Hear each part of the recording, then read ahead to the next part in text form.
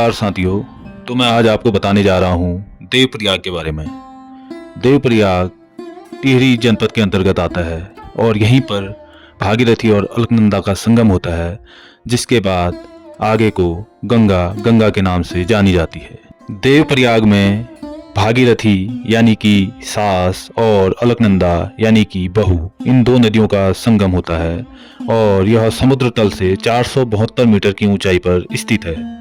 ऋषिकेश बद्रीनाथ मार्ग पर स्थित यह दिव्य स्थान, इस नगर के निकट में दो झूला पुल भी हैं, एक भागीरथी पर तथा एक अलकनंदा पर।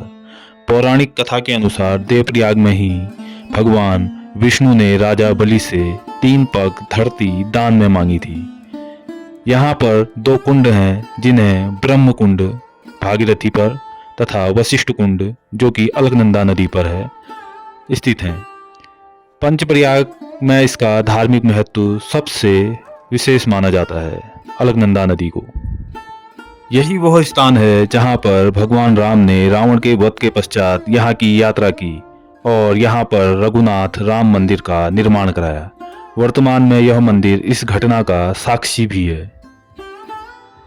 द्रविड़ शैली में निर्मित इस मंदिर की प्रतिस्थापना आदि शंकराचार्य जी ने की थी। मंदिर के प्रवेश द्वार पर माधो सिंह भंडारी की पुत्र वधू मथुरा बैरानी द्वारा गढ़वाल राज्य वंश के अधिपति पृथ्वीपति शाह के शासनकाल का एक लेख भी मिलता है।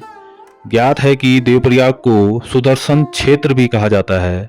ऐसी मान्यता है कि सतयुग में देव शर्मा नामक ऋषि ने यहाँ पर तपस्या की थी, जिसके कारण इस क्षेत्र का नाम देवप्रयाग पड़ा। पुनश्च देवप्रयाग को इंद्रप्रयाग भी कहा जाता है, यानी कि देवप्रयाग के नाम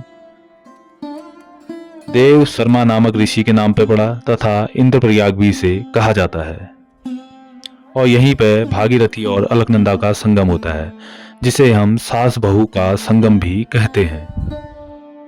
देवप्रयाग को इंद्रप्रयाग इसलिए भी कहा जाता है क्योंकि मान्यता है कि देवराज इंद्र ने इसी स्थान पर शिव की आराधना करके वरदान प्राप्त किया, जिसके फलस्वरूप उन्होंने दधीची ऋषि की हड्डियों से निर्मित वज्र का प्रयोग करके वृत्तासुर को युद्ध में हराया था।